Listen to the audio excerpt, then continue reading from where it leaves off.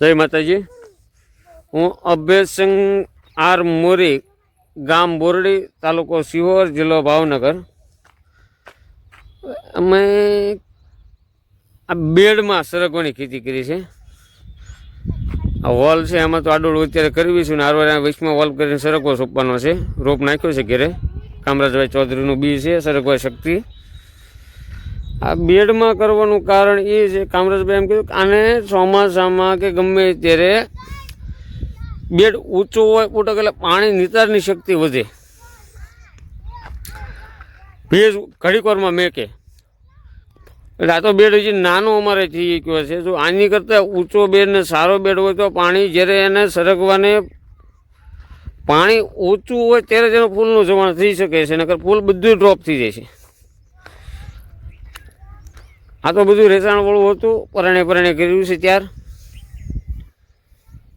એટલે બેડમાં અમને આમ વિચારીને વર્ષોથી ખેતી કરવી છે એટલે ખબર પડી કે બેડમાં કરવાથી સારું રહે, કારણ કે પાણીનું નિતાર શક્તિ ઓલી થાય, ખડ ન થાય।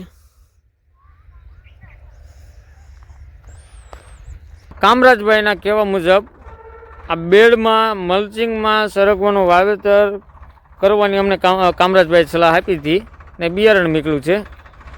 હવે આ બેડમાં અમે સરગવાનું વાવેતર, સરગવા શક્તિનું વાવેતર કરવી છે। પહેલાં આવી રીતે ટ્રેક્ટરથી છાં પડ્યા છે, અત્યારે શરૂ જ છે કામકાજ। આવી રીતે છાં પાડી પછી ટ્રેક્ટરે આવી રીતે બેડ કર્યા છે, પછી આમાં મલ્ચિંગ પાથરી ને હારવાર આ વોલમાં ખાવા પૂરતું નોખું પ્રકારનું બકાલું કર્યું છે, કારણ કે ભાગ્ય સામટા છે। આમાં પાણી ઓછું લાગે એમ કહે છે કામરાજભાઈ કે બેડ થોડોક ઊંચો હોવાથી પાણી ઓછું લાગે અને પાણીનો નિતાર ગાયકા થઈ જાય, એટલે બેડમાં કર્યું છે અને મલ્ચિંગમાં કર્યું છે।